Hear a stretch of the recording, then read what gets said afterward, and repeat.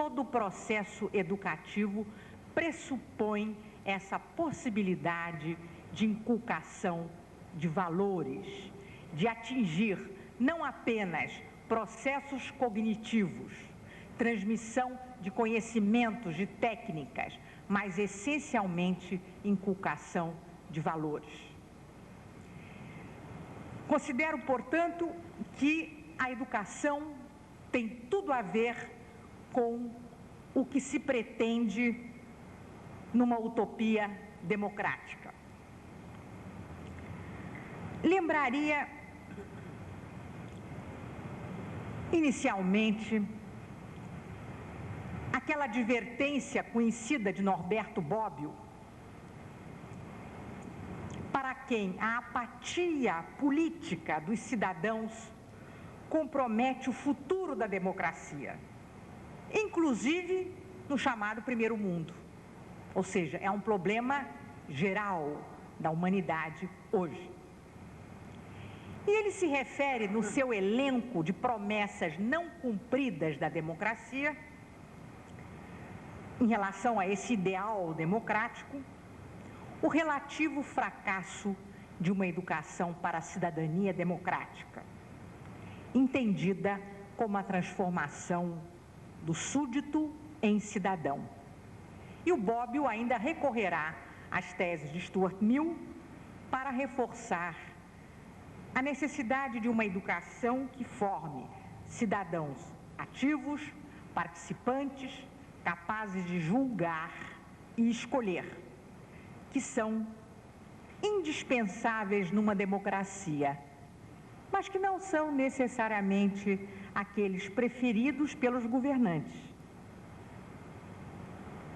que prefeririam a tranquilidade dos cidadãos passivos, sinônimo de súditos dóceis ou, pelo menos, indiferentes.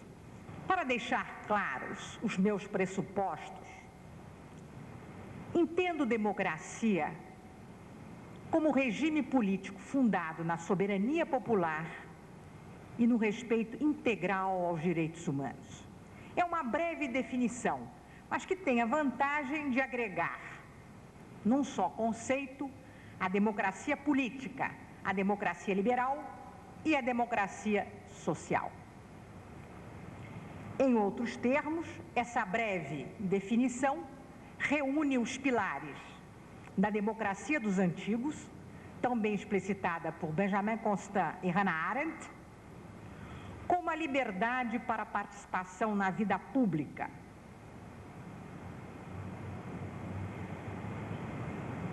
reunindo-se, portanto, ao ideal republicano e aos valores do liberalismo e da democracia moderna, quais sejam as liberdades civis, a igualdade e a solidariedade, a alternância e a transparência no poder, o respeito à diversidade e o valor da tolerância. E educação é aqui entendida basicamente como a formação do ser humano para desenvolver suas potencialidades de conhecimento, de julgamento, de escolha, para viver conscientemente em sociedade, o que inclui também a noção de que o processo educacional em si contribui tanto para conservar quanto para mudar valores, crenças, mentalidades, costumes e práticas. O que entendo por educação em valores democráticos ou educação para a democracia? Duas dimensões igualmente importantes e interdependentes. A primeira delas é a formação para os valores republicanos e democráticos, e a segunda é a formação para a tomada de decisões políticas, pois numa sociedade verdadeiramente democrática, ninguém nasce irremediavelmente de um lado, ou governante ou governado, mas pode vir a ser, alternativamente, um e outro. Além dessas duas dimensões que serão retomadas em breve, 3 elementos são indispensáveis e interdependentes para a compreensão da educação em valores democráticos. Primeiro, a formação intelectual e a informação. Sabemos que da antiguidade clássica aos nossos dias, trata-se do desenvolvimento da capacidade de conhecer para melhor escolher, para julgar. Para formar o cidadão, portanto, é preciso começar por informá-lo e introduzi-lo às diferentes áreas do conhecimento, inclusive através da literatura e das artes em geral. A falta ou insuficiência de informações reforça as desigualdades, fomenta as injustiças e pode levar a uma verdadeira segregação. No Brasil, aliás, como é muito sabido, aqueles que não têm acesso ao ensino, à formação e às diversas expressões da cultura lato sensu são justamente os mais marginalizados. São aqueles que chamamos hoje dos excluídos.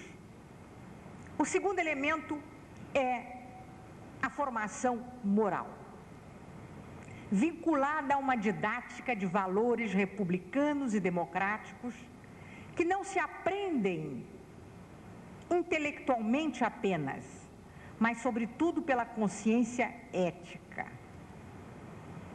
que é formada tanto de sentimentos quanto de razão. Em outros termos, é a conquista de corações e mentes.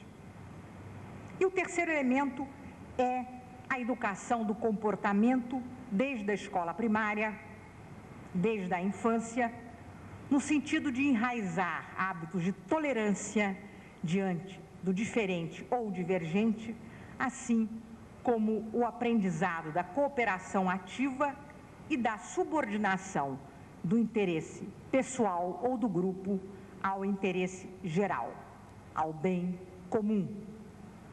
À luz da interdependência desses 3 elementos para a formação democrática, deve ser salientado aqui uma grave carência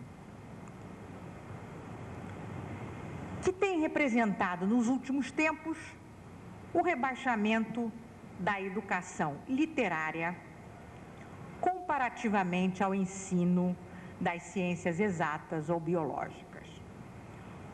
Nosso querido mestre Antônio Cândido salientou a esse respeito, com muita propriedade, o papel pedagógico da literatura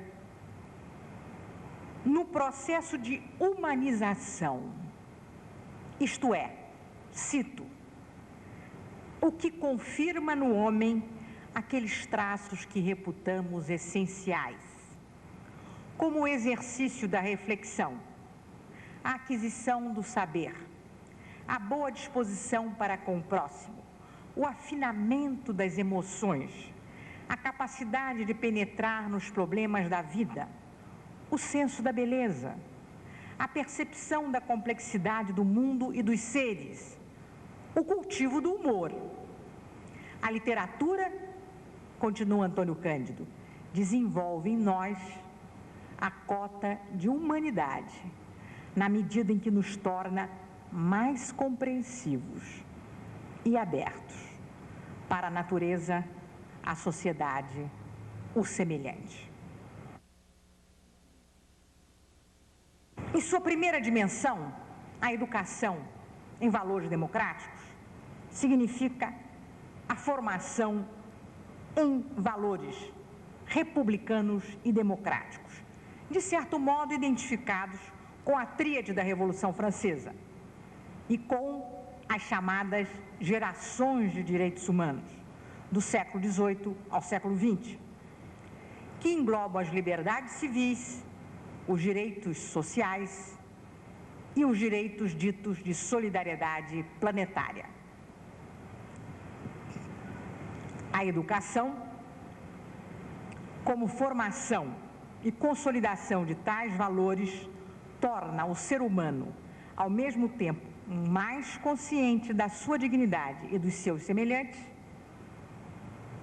o que garante o valor da solidariedade, assim como mais apto para exercer a sua soberania como cidadão.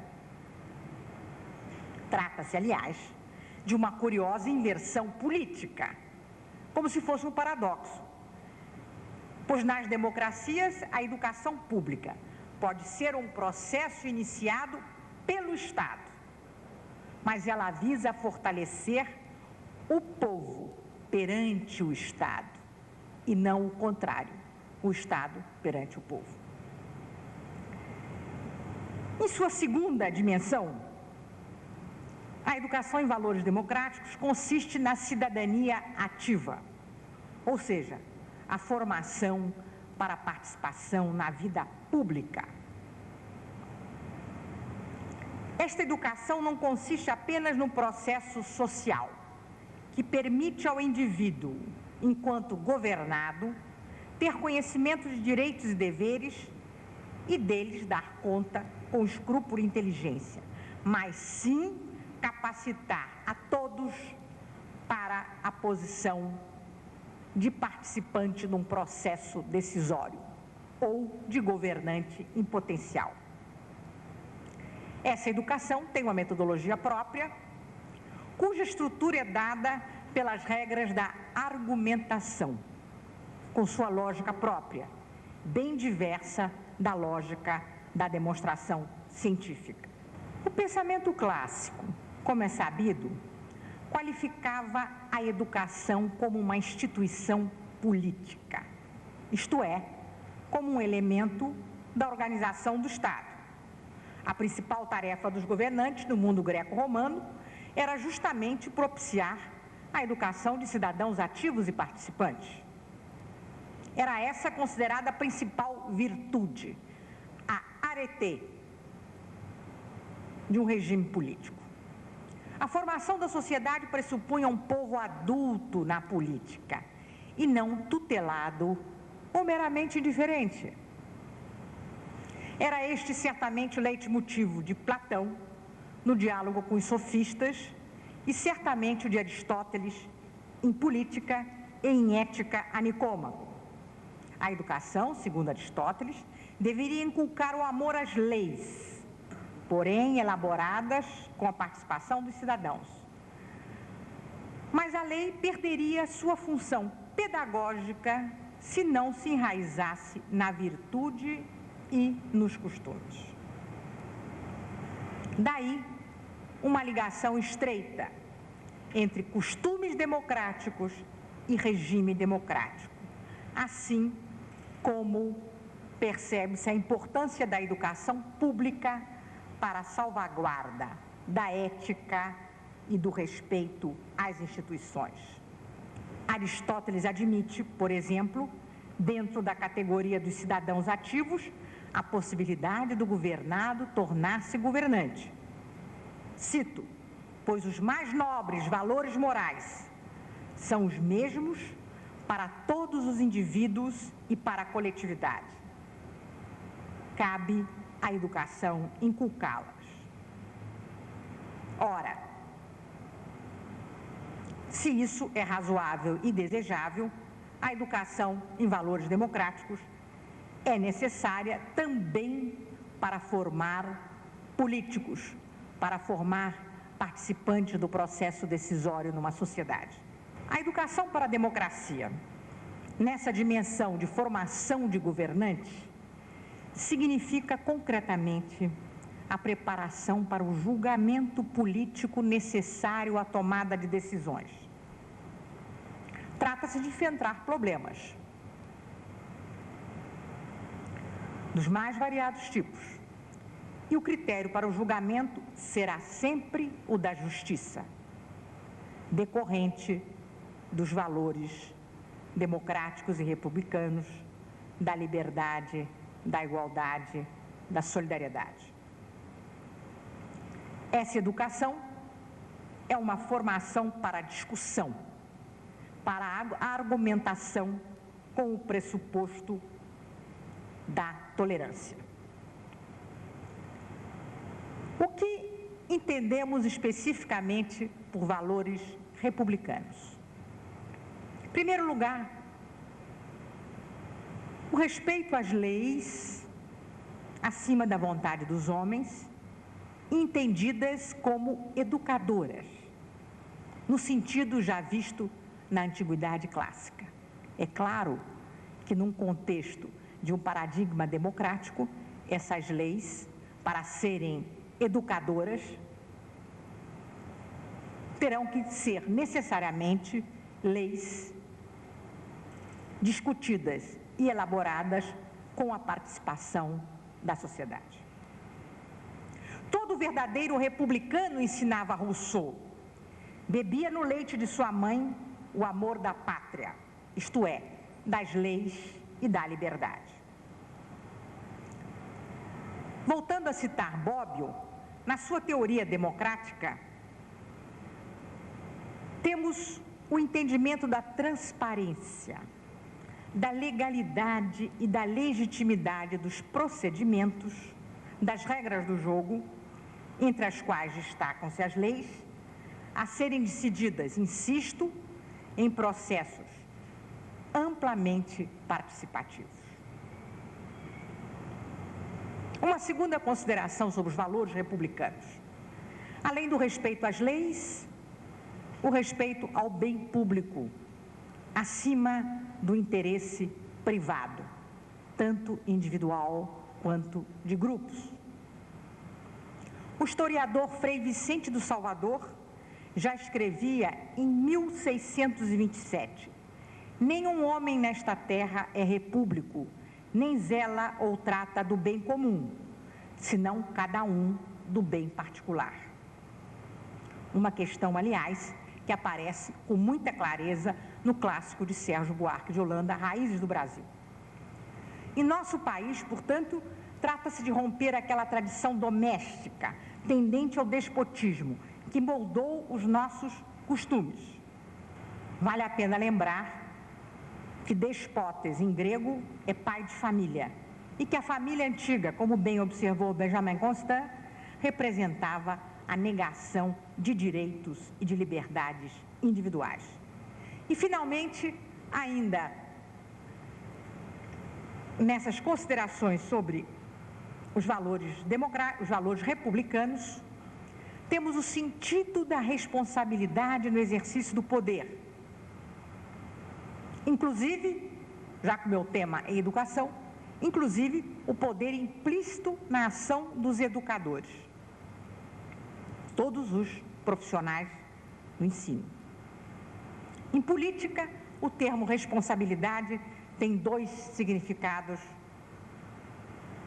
o de responsabilidade e o outro, que é melhor entendido na língua inglesa, que é o de accountability. O que significa prestar contas, que engloba todos os mandatários. Ninguém está acima dessa obrigação de prestação de contas, desde o presidente da República. E a responsabilidade significa a sujeição de todos, governantes ou governados, ao rigor das sanções legalmente previstas. Então, nós temos o respeito às leis democraticamente elaboradas e votadas, o respeito ao público acima dos interesses particulares, privados, o sentido da responsabilidade entendida como responsabilidade e como accountability. Isso para os valores republicanos. Por valores democráticos, estreitamente ligados aos valores republicanos, entendemos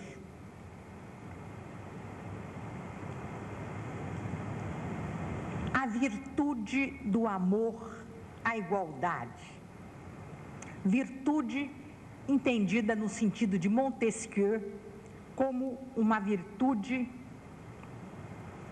política,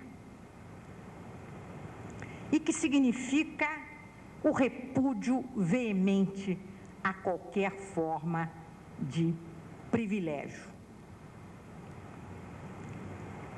Seguida, o respeito integral aos direitos humanos, cuja essência consiste na vocação de todos, independentemente de diferenças de raça, etnia, sexo, instrução, credo religioso, opção política, posição socioeconômica, o direito de todos a viver em dignidade, com dignidade, o que traz implícito o valor da solidariedade.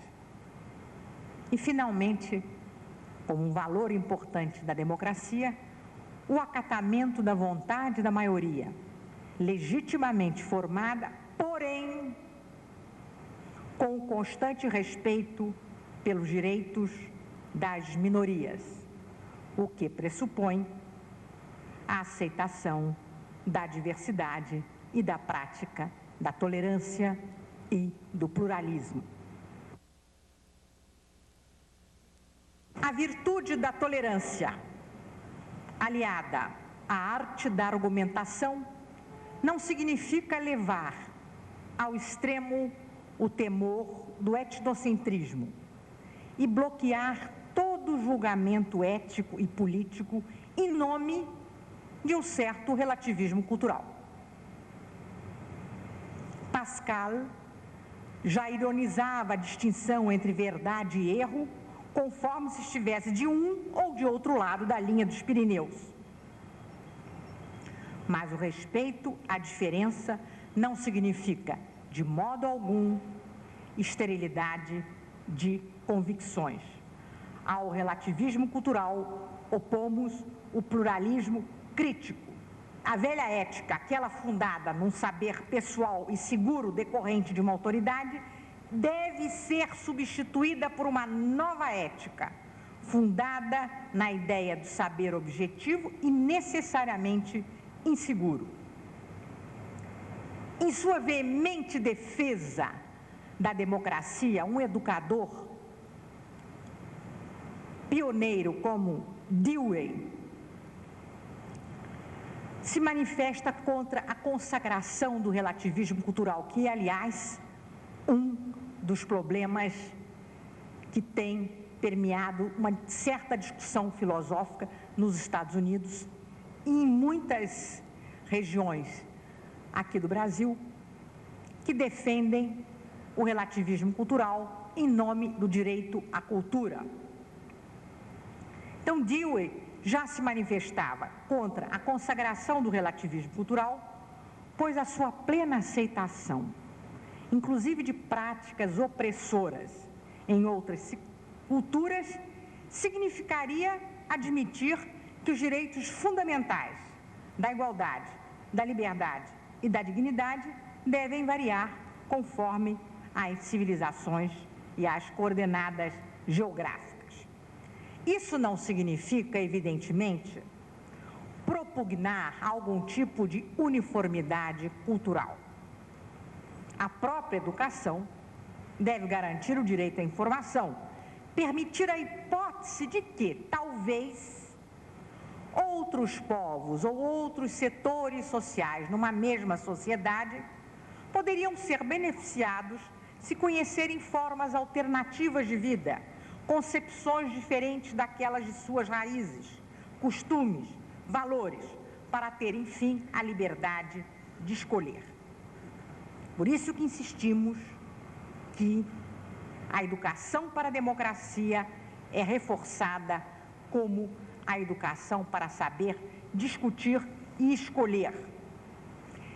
Estou consciente que essa problemática da tolerância e do relativismo cultural envolve uma grande polêmica, que está também na raiz da discussão de direitos humanos como direitos universais versus uma posição que considera direitos humanos e direitos e valores democráticos como uma concepção do Ocidente imperialista. A didática dos valores democráticos supõe, como já afirmei acima, a lógica da argumentação. Aqui é importante voltar ao tema do querido mestre Antônio Cândido, quando ele insiste que nas nossas sociedades a literatura tem sido um instrumento poderoso de instrução e de educação, entrando nos currículos, sendo proposta a cada um como um equipamento intelectual e afetivo. Os valores que a sociedade preconiza ou os que considera prejudiciais estão presentes nas diversas manifestações da ficção, da poesia, da arte dramática. A literatura confirma e nega, propõe e denuncia, apoia e combate, fornecendo a possibilidade de vivermos dialeticamente os problemas. Por isso, continua Antônio Cândido, é indispensável tanto a literatura sancionada quanto a literatura proscrita. Aquela que os poderes sugerem e aquela que nasce dos movimentos de negação do estado de coisas predominantes. Essas citações de Antônio Cândido são de textos publicados por ele em 1989. Os direitos implícitos nos valores democráticos são inicialmente definíveis intelectualmente, mas o seu simples conhecimento não é suficiente, como parece claro, para que eles sejam respeitados, promovidos e protegidos. Os direitos são históricos, é preciso entendê-los nas suas origens, mas também no seu significado atual e universal, assim como é mister compreender as dificuldades políticas e culturais para sua plena realização. Vale lembrar, por exemplo, uma luminosa reflexão de Montesquieu, infelizmente pouco divulgada no conjunto de sua obra, porque pertence aos seus escritos esparsos, quando ele afirma de uma maneira que deixa muito claro essa hierarquia de direitos implícitos em valores. Quando ele afirma: se eu soubesse de algo que me fosse útil, mas prejudicial à minha família, eu o rejeitaria de meu espírito. Se eu soubesse de algo que fosse útil à minha família e não à minha pátria, procuraria esquecê-lo. Mas se eu soubesse de algo que fosse útil à minha pátria e prejudicial à Europa, ou então útil à Europa e prejudicial ao gênero humano, eu consideraria isso um crime. Cadernos de Montesquieu, de 1716. É conhecida a relação, muitas vezes vista como dilemática, certamente polêmica, entre igualdade e liberdade. Meus alunos costumam questionar sempre: o que é preferível, a liberdade ou a igualdade? Qual é o sentido da liberdade num país em que ainda se morre de fome, onde ainda tem trabalho escravo, onde ainda há explorados 40% da população na pobreza, etc. É certamente uma questão importante e delicada, mas não impossível de ser examinada e de se tomar uma posição a respeito. Ora, os direitos civis e políticos, absolutamente indispensáveis, exigem que todos gozem da mesma liberdade. insisto, absolutamente inarredável, como valor e como prática. No entanto, são os direitos sociais que vão garantir a redução daquelas desigualdades de origem para que, justamente, a falta de igualdade não acabe gerando justamente a falta de liberdade. E, por sua vez, não é menos verdade que a liberdade individual e política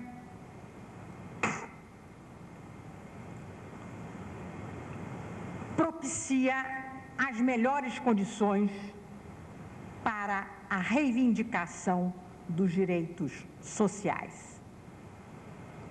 Sem a liberdade de expressão, de associação, de filiação política, sindical, de manifestação, até mesmo a reivindicação desses direitos sociais estará prejudicada. Em abril de 1792, na esteira da Revolução Francesa, Condorcet alertava no relatório sobre a instrução pública apresentada à Assembleia Legislativa: os direitos humanos permanecerão formais se não se firmarem na base da igualdade efetiva dos indivíduos em relação à educação e à instrução. Nessa discussão dos valores democráticos, é importante destacar, como já foi visto, o valor da solidariedade, que é o novo nome dado à velha fraternidade do Liberté, Égalité, Fraternité.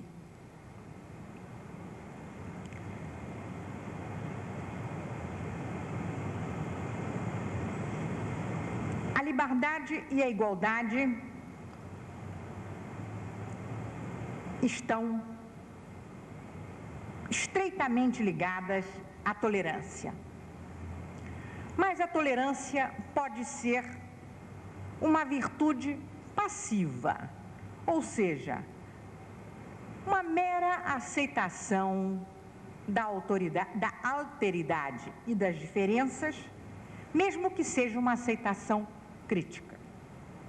Enquanto que a solidariedade é em si mesma uma virtude ativa, por isso muitas vezes difícil de ser cultivada, pois exige uma ação positiva para o enfrentamento das diferenças injustas entre os cidadãos.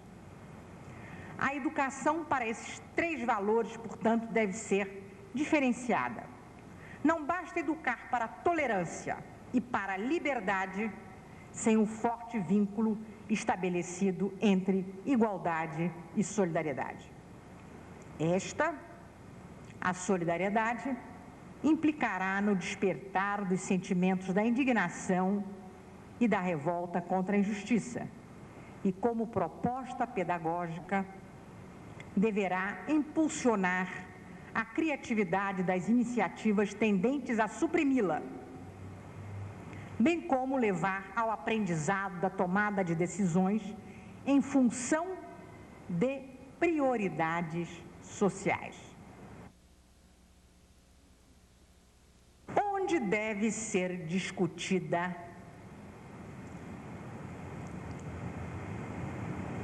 e desenvolvida a educação em valores democráticos?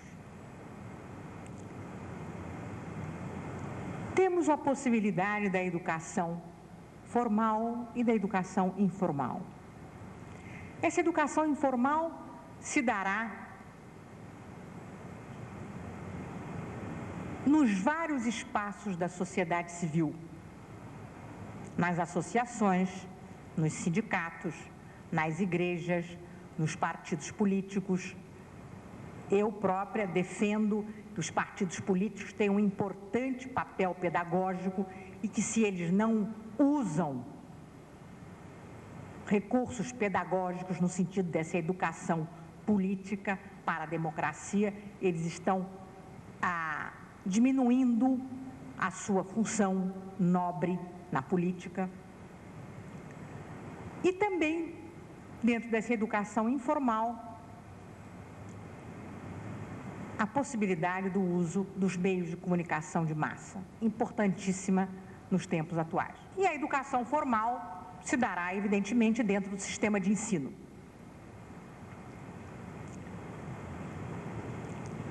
Eu me detenho nesta prioridade de pensar a educação em valores democráticos dentro do sistema de ensino, na medida em que a escola é um locus privilegiado, embora sofra atualmente a concorrência de outras instituições, como os já ditos meios de comunicação de massa. Mas a escola continua sendo a única instituição cuja função oficial e exclusiva é a educação. Mas a escola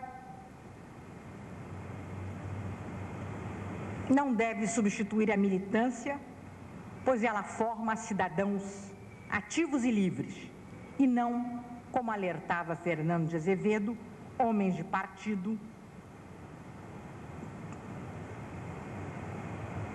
de facções virtualmente intolerantes. A República é o Estado educador por excelência. E é no governo republicano, afirma novamente Montesquieu, que necessitamos de toda a força da educação. Defendo, portanto, que a escola pública, do ensino fundamental à universidade, seja esse locus privilegiado da educação para a democracia. Mas o principal paradoxo da democracia persiste. Ela não existe sem uma educação apropriada do povo para fazê-la funcionar. Ou seja, sem a formação de cidadãos democráticos. E a formação de cidadãos democráticos supõe a pré-existência destes como educadores do povo, tanto no Estado quanto na sociedade civil. Ora, quem educa os educadores? Norberto Bobbio responderia que as duas coisas andam juntas, que a política é sempre, como queria Maquiavel, cosa a fare. Já insisti como a democracia é um processo. Portanto, a formação de educadores se dará concomitantemente ao desenvolvimento das práticas democráticas. Aprende-se a ser democrata, vivendo democraticamente. Assim como aprende-se a votar, votando. E a escola, acredito que possa ser o grande instrumento para essa formação democrática. Mas também o teste decisivo sobre o êxito e o desenvolvimento, sempre dinâmico, da democracia como regime político. Concluindo, a educação para a democracia é um processo de longa duração. Exige continuidade e, como diria Max Weber, paciência, paixão e precisão. Como para furar tábuas duras de madeira, ele diz. não é o objetivo exclusivamente de um governo e muito menos de um partido. Por isso que volto à ideia do paradigma. A ideia de paradigma traz embutido a ideia de um projeto que tende à hegemonia. A educação para a democracia, portanto, entendida como parte de um paradigma ético-cultural,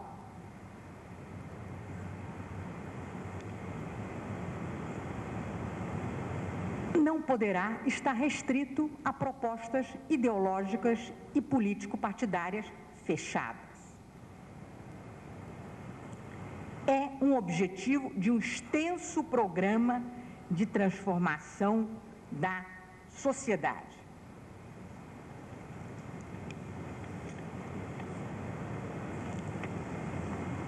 Hoje,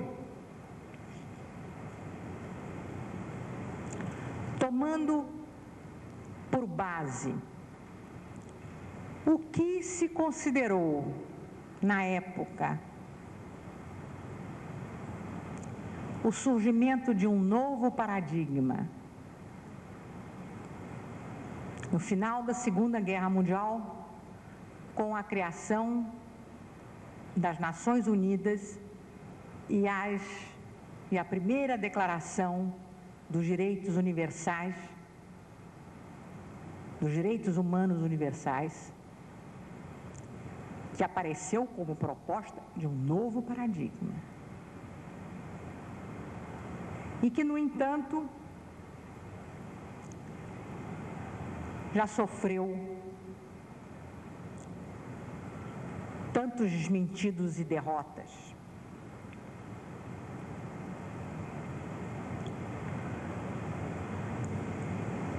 Com a ruína dos grandes ideais sobre os quais lutaram contra a barbárie nazista naquele momento,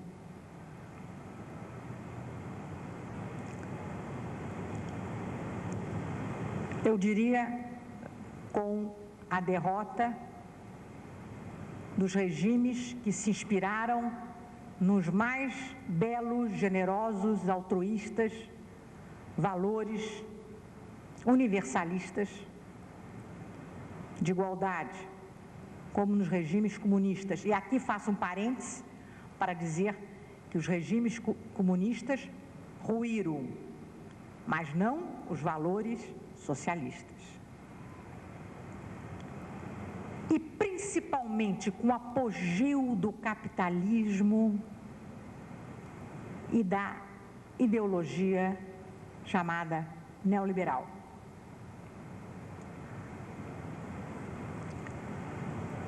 Temos pela frente um enorme desafio. Estou convencida que o capitalismo não pode conviver com um ideal democrático. São incompatíveis capitalismo com democracia. O espírito do capitalismo é o egoísmo competitivo, excludente e dominador, com a supremacia absoluta da razão de mercado. Exclui, portanto, aquele elemento essencial na definição de democracia, que é o respeito integral aos direitos humanos, na crença e na prática dos valores da igualdade, da liberdade e da solidariedade.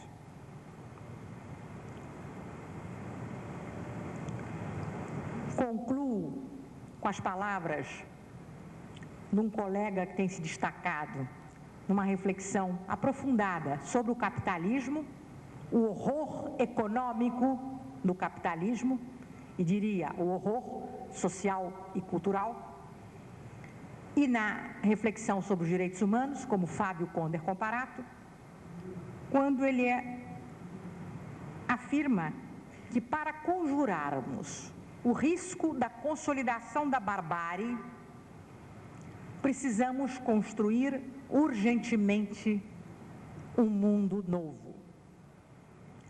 Uma civilização que assegure a todos os seres humanos, sem embargo das múltiplas diferenças biológicas e culturais que os distinguem entre si,